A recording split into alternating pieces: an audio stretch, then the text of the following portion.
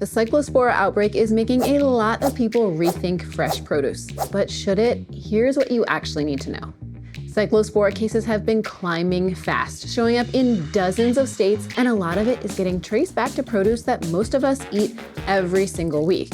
I had a different video planned for this week, but with so many questions coming in about this parasite, I wanted to pause and just get the facts to you instead. So quick note, I am filming this on July 23rd, 2026, and the outbreak seems to be changing almost daily. If you're watching this later, be sure to check in with the CDC or FDA or your local health department for the latest. And quick hello if you're new here, I'm Amy Lawson, a registered dietitian, and I am all about sharing the facts around food and nutrition, so let's get into this one.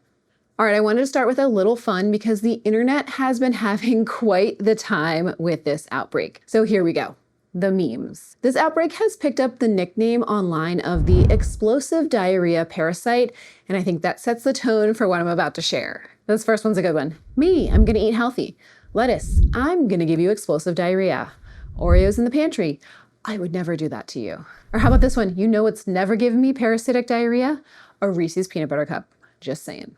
Even Merriam-Webster's, the dictionary, has gotten in on this, and it's actually pretty funny. They posted, please avoid all salads, including word, which, fair. And then we had someone say, the only good thing to come out of the Cyclospora outbreak is that I've finally memorized how to spell diarrhea.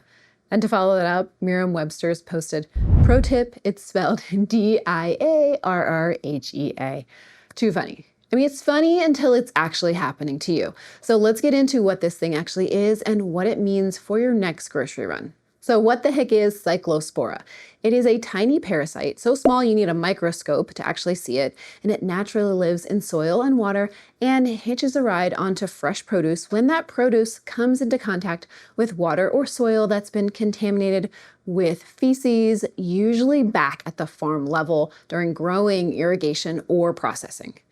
And once you eat it, it causes the illness called cyclopsoriasis. Now, the main symptom is watery diarrhea, sometimes explosive diarrhea, hence that internet meme name, that can come and go for days, even weeks. It can also cause upset stomach, bloating, and just generally feeling crappy and tired. Now, not everyone who's infected feels sick, and the good news is that it's almost never deadly. Most healthy people get better on their own. That said, there are a few groups that are higher risk for more severe illness. That's our pregnant women, young children, older adults, anyone who's immunocompromised. If that's you or someone in your household, don't just wait it out if symptoms show up. Call your doctor or seek medical attention ASAP.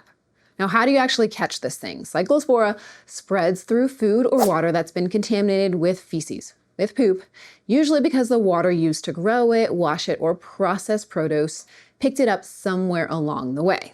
Now, it's good to note it is not contagious between people. You can't catch it from someone who's sitting next to you coughing or someone who's sitting next to you who's sick. It goes through the feces oral route. And here's an important detail. By the time the contaminated produce reaches your kitchen, the parasite is already on it. That happened out in the field or during processing, long before it ever got into your cart. So this really isn't about your dish soap or your cutting board. It's about where the food came from. And real quick, hit that subscribe button for the latest nutrition info and genuinely delicious and nourishing recipes. Thanks so much for being here.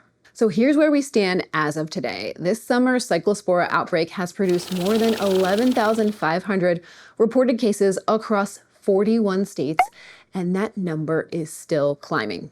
The cluster getting the most attention is tied to shredded iceberg lettuce, served at Taco Bell. Insert many, many memes here. It's so served at Taco Bell in 5 states, which are Indiana, Kentucky, Michigan, Ohio, and West Virginia. And that lettuce came from Taylor Farms, which was sourced in central Mexico, which triggered a 27-state recall.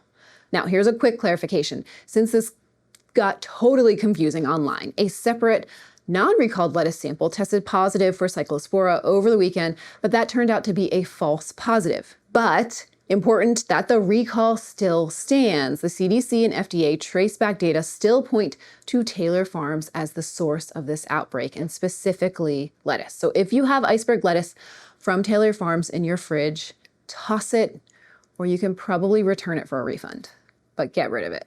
So why is this outbreak taking so long to pin down? There's a couple big reasons.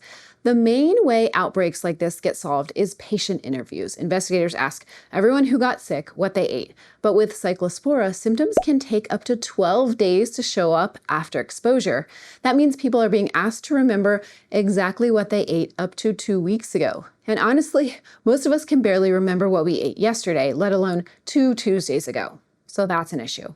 On top of that, produce distribution networks are massive and complicated. A single shipment can get split, relabeled, and rerouted through several states before it ever lands on a shelf, which makes tracing the exact source a real puzzle. Right now, investigators have narrowed the source down to some sort of lettuce. And that's it. That's as specific as it gets at this point, and they're continuing to dig. So what does this actually mean for your next grocery trip? Here's my registered dietitian breakdown. First, skip iceberg lettuce entirely for now. Remember, it's been found in 41 states, so this is pretty wide-ranging. Ditch prepackaged, pre-cut salad kits in favor of whole produce right now. Bag salads combine lettuce from dozens of different farms, which makes tracing an outbreak like this really tough. Second, be extra mindful with crevice produce. Historically, items like raspberries, snow peas, green onions, cilantro, and basil have been linked to past Cyclospora outbreaks because their tiny surface area makes them hard to clean if you think about all those little crevices in raspberries. Third, don't sleep on the freezer aisle. In 3 decades of CDC tracking, there has never been an outbreak tied to commercially frozen produce. Frozen berries and veggies are an easy lower risk backup. Finally, support your local farmers. Farmers markets have much shorter, traceable supply chains.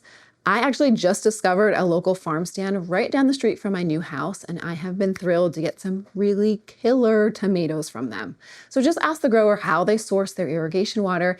It's a great way to stay safe and support your community. The bottom line at the store, you don't need to avoid the produce aisle completely. Please, please, please eat your fruits and veggies still.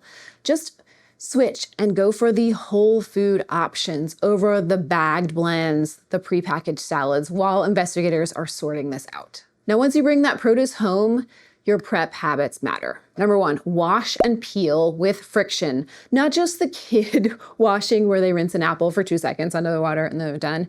We want to rinse products under running water while physically scrubbing with your hands, trimming away any bruised spots. If it's something you can peel like cucumbers, do it. The parasite sits on the surface, so peeling is genuinely effective. And if you're growing your own backyard garden, yes, I get this question as well, standard washing is genuinely all you need. Number 2, and here is the big one, cook it. Roasting, grilling, sauteing, steaming, baking. Heat is the only method that reliably kills Cyclospora completely at 158 degrees Fahrenheit or higher. If you take away just one habit from this whole video, make it this one. Cooking kills Cyclospora.